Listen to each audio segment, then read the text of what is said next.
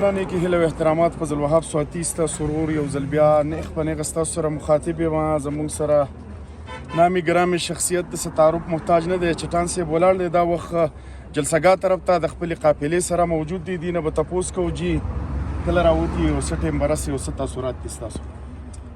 بسم الله الرحمن الرحیم. موږ تقریبا 10 بجې د باجوړ نه راوتي یو. خو بازار دی رش دی ژبه ژبه باندې ملګري پاتې کېږي نو د هغوی ویټ کوو او موږ د چیرمن صاحب شکریه ادا کوو او خراج تحسین ورته پیش کوو ځکه چې زموږ په صوبه کې بدترین دهشتګردي روانه ده. خودکش دماکي 500% سیوا شوي دي. ټارګټ کیلینګ 500% سیوا شوی دی.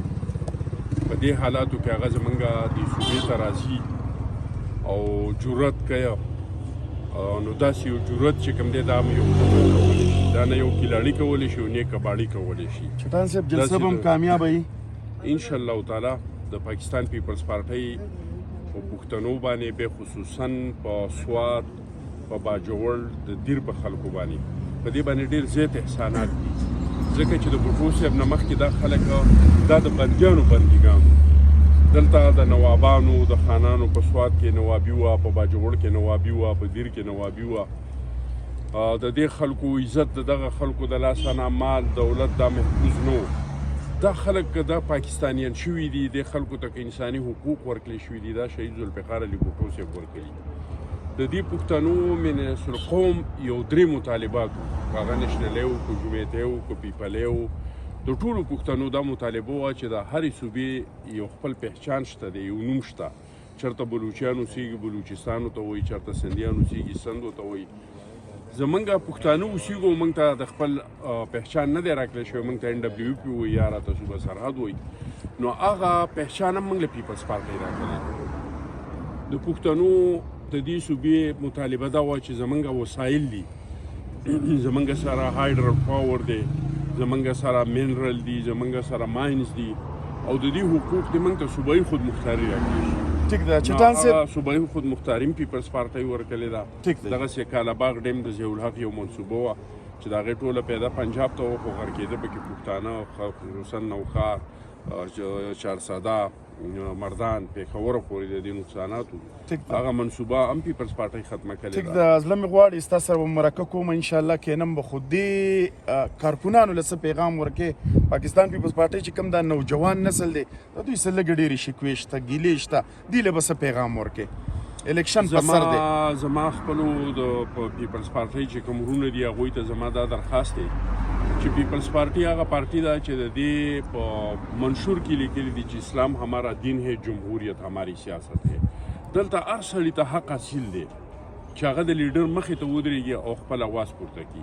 موږ له دا ژبه شهید ذوالفقار علي بوټو صاحب راکړې ده. موږ ته دا حق چې کوم دی د وینا دا شهید ذوالفقار علي بوټو صاحب راکړې ده. زموږ نه څوک نشي اخیستی. خو دا وخت نه دی. اوس دې په دې وخت کې خپلې ګیلې پرېږدي، په خپل اختلافات دې پرېږدي، د یو بل خپې راښکل دې پرېږدي. اوس کوم سړی چې بلاول بوټو صاحب عهدهدار جوړ کړی دی چاله چې پاکستان پیپلز پارټي ټیکټ ورکړي د هغوی سره د سینه په سینه باندې ودرېږي د 8 فروری پورې، بلکې د 8 فروری نه مخکې کله چې بلاول صاحب د وزیر اعظم په حیثیت سره هله پوچت کړي د دغه وخته پورې دی خاموش کینی.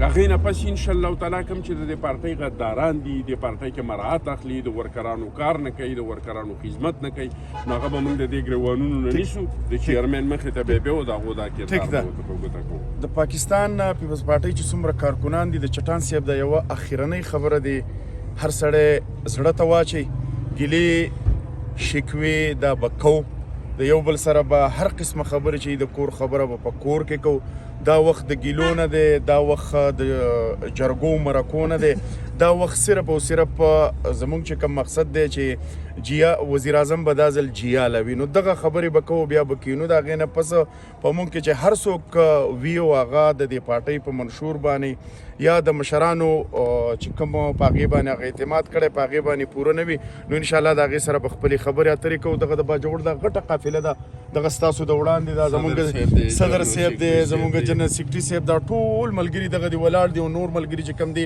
قافله را روانه ده ان شاء الله په سټیج باندې به هم خبرې کول ته به ځان برسو جلسګاه کې به هم تاثرات د خلکو اورو چې د هغې څه تاثرات دي ملګرو پروګرام کې که څه غلطي شوي د هغې بخښنه غواړو تر بل پروګرامه پورې خپل کوربه فضل وهاب ساتي له ورکړي اجازت د الله په امان